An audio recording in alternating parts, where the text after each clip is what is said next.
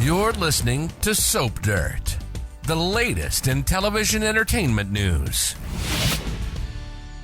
Hey there, B&B fans. It is Belinda from Soap Dirt. I want to talk to you guys about some things that I think the CBS soap needs to fix right away. We did a video about this a while ago, but there are new things that are really bothering me, and I want to talk about them because watching Bold and the Beautiful lately, these are things that frustrate me. Some of them are minor, some of them are larger, and I can't wait to hear your comments on whether you agree, disagree, if these things are also bothering you, and what your pet peeves are with what's going on B&B these days and how they're writing these plots. Let's dig into it. If you haven't already, please reach down and click subscribe so you don't miss any of our Bold updates. And now let's start it right off the bat. The first thing I think they need to fix is they need to get Deacon Sharpe out of that crappy apartment. Deacon Sharpe owns a very successful restaurant in LA, and he's living in a glorified closet. It is the same little poopy, tiny apartment he has lived in almost since he was a bartender out on parole. To be fair, it's better than the janitor's closet that he was sleeping in at first that was in the back of Il Giardino. And, you know, I'm not suggesting they give Deacon an estate, but I'm thinking an apartment that's, you know, like the size of the old one that Thomas ended up giving to Paris, right? You know, with an actual bedroom and a bathroom and not just a 300 square foot cramped studio with a fold out couch that he and Sheila had to have, you know, destroyed by now with all of their daddy creepy sexy games. Blech. All right. Deacon needs an apartment, a decent apartment. It doesn't have to be anything fancy, but they need to fix that. The second thing that I want Bold and the Beautiful to fix is to stop trying to make us believe that Liam is any sort of a good guy right now and just make him a full villain. Okay. The writing for Liam Spencer has been all over the place lately. I can't tell if they're trying to turn him into Thomas 2.0 or if they want us to believe that he's still a good guy who deserves Steffi or Hope. You know, the writers seem to have some kind of emotional whiplash. You know, a couple of years ago, we had Liam asking Thomas to take care of Hope and the kids when he thought he was going to prison for running over Vinny.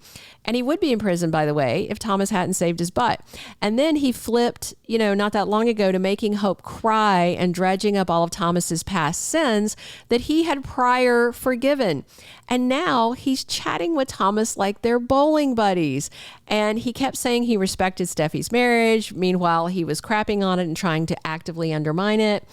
But I'm okay if they just go ahead and make him a villain. That's okay. Go all in. Make him Dollar Bill 2.0. Bill Spencer Jr. at his worst. That's okay with me. Have him play dirty, scheme, lie, openly target Steffi's marriage, try and set Finn up and undermine him. I'm okay with all that. Let him stir the pot. But don't try and also make him likable while writing him as this heinous douche right now. You know, lean into the villainy. We know Scott Clifton wants it that way. He said he wants Liam to be a villain. I just want Bold to just go ahead and go there because trying to keep him on the fence as this good guy is preposterous because he's not good. Not right now and not in a while. All right, the third thing that is really, really bothering me that they need to fix, Eric Forrester needs a frickin' diagnosis. We need to hear the words. I am beyond irritated that Bold and the Beautiful hasn't told us what is killing Eric. He didn't have a second opinion, but Dr. Colby said he consulted other doctors. On Tuesday's episode, they had Ridge saying he didn't understand the literature the doctor gave him. Is the disease too big of a word for them to say it out loud? Is it schistosomiasis? I don't know if you guys remember that. That's like an old school 70s sitcom reference, but it's a disease you get from wading in the Nile. Anyway, and somebody was trying to claim they had it on MASH. So It was in reruns by then. I'm not that old. But anyway, not naming this illness on Bold, it feels like a middle finger to fans. It feels like sloppy writing, like they didn't even put in an effort to come up with a real disease. They could make up a disease. They could literally come up with a condition, I don't know, beautifulitis, something, give us something. How are fans supposed to invest in Eric's life and death struggle if we don't know what he's struggling against, right? Pick an illness, any illness, just tell us something. And at this point, it does kind of seem like they might really be killing off Eric Forrester unless he's being poisoned and they're going to figure that out. I mean, that's the least they can do. Give us a proper send-off by telling us what is taking him away from us, right? Let me know what you guys think on that. My fourth thing is I think they really need to fix this. They need to write for Bill and Taylor or tell us that they're not going to and formally sideline them, okay? Taylor Hayes is back this week and she's in Sheila Carter's space and then she's arguing with Brooke. But Taylor has no storyline of her own. There's some sweep spoilers saying she's going in a new direction. Okay, I don't trust that they're actually going to do anything with her. I just don't. And speaking of wasted talent, Don Diamont's appearances as Bill Spencer are few and far between. He's basically showing up to prop Liam while his son is telling him his obsessive notions and Bill's, blanket endorsing his bad behavior. They've made both Taylor and Bill nearly absent supporting characters, propping others just every now and then, I feel like, to fulfill some contractual minimum obligation. That's where I feel like we're at with them. The thing I need them to fix is either write for Bill and Taylor, write for them together. I think they'd be a great couple, or put them on recurring and tell us that so fans don't keep asking, where's Taylor? Where's Bill? Why don't they have a storyline? Have they been fired? And then the network comes out and goes, oh no, they're still on contract. Okay, maybe, but Krista Allen's contract is up for renewal in December. There's no word on whether they're renewing her on contract status, they're going to keep her on recurring or not at all. And it's always generally been Bold's take where they don't speak out on contract issues, but I think the fan outrage over them assuming they had fired Krista because she's not been seen in so long, they did come out and say she was on contract. And at the point that they said that, she was. But as of next month, all bets are off and they need to, tell us something. We assume that Don Diamont is still on contract as Dollar Bill, but he's not had a storyline of his own in a long time. The last storyline he had was playing low rent, incompetent undercover cop seducing psycho Sheila. And that was a really, really dumb plot. They need to do better by these characters and they need to do better by the fans.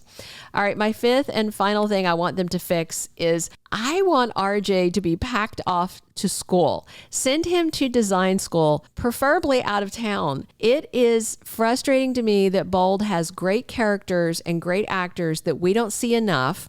And then they bring back an unnecessary character and then created an unnecessary character to go with the comeback that didn't need to be made. It's nothing against the actor that's playing RJ. I think he's kind of growing into the role. I didn't love him at first. He's getting better. I'm sure that the learning curve on soaps has got to be enormous, but just this case in point, they brought in RJ Forrester. They're calling him the golden child. This whole arc with him is insulting to the rest of the Forresters. And this role that RJ's playing in Eric's storyline could have easily been done by either Zende or Thomas Forrester. And also, aside from Carter, we really don't see much of the diverse characters on screen.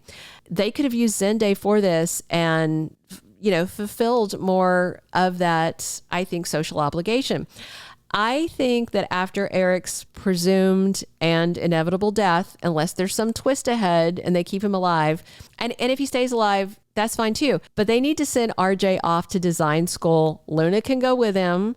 Just seeing this Insta influencer getting all this praise as this master designer, the most talented one in the family, the one who inherited Eric's talent. Mind you, he's not blood related to Eric. Neither is Ridge. I mean, I do think you pick up skills and things from being around family, even if they're not blood family, but still, there are plenty of other Forresters who actually know how to design sitting in the wings. They did not have to bring this in. But of course, because it's Brooke's child, it's the golden child, because we know that head writer Brad Bill worships the ground that Catherine Kelly Lang walks on. And that's why he writes this way, so that Brooke is always coming out on top. That's Brad Bell's thing. I don't think he's very aware or doesn't care that fans aren't feeling that all of the time, but I just feel like RJ is extraneous. I feel like they could have done this whole plot better with existing characters that, like Zende, who don't get enough screen time. And I feel like once this arc is over, RJ needs to go to school. Bring him back in a couple of years as somebody with a design degree. And then I think it would sit better with fans and it would sit better with the other Forresters. So let me know what you guys think. These 5 things, I'm going to tell you 1 through 5 because I want to know your take on them. Getting Deacon out of his crappy apartment, just go ahead and making Liam a villain, number 3, giving us an actual diagnosis for Eric, number 4, writing for Bill and Taylor, or just be honest with us that they're not gonna. And the 5th thing, send RJ to college. The boy needs an education. All right, share your comments, agree or disagree. Tell me what you think needs fixed on Bold and the Beautiful. Tell me what's bugging you. And hey, if you haven't subscribed, please click that button and definitely click a like if you enjoyed this. I read all your comments. I can't wait to hear your feedback on this. I'll be here every day, as always, talking bold with you guys. This has been Belinda from Soap Dirt. Thank you for being a loyal listener. Follow us wherever you get your podcast, because you don't want to miss the next episode. Soap Dirt is on all the major podcast platforms, including Apple Podcast, Spotify, iHeartRadio, and more.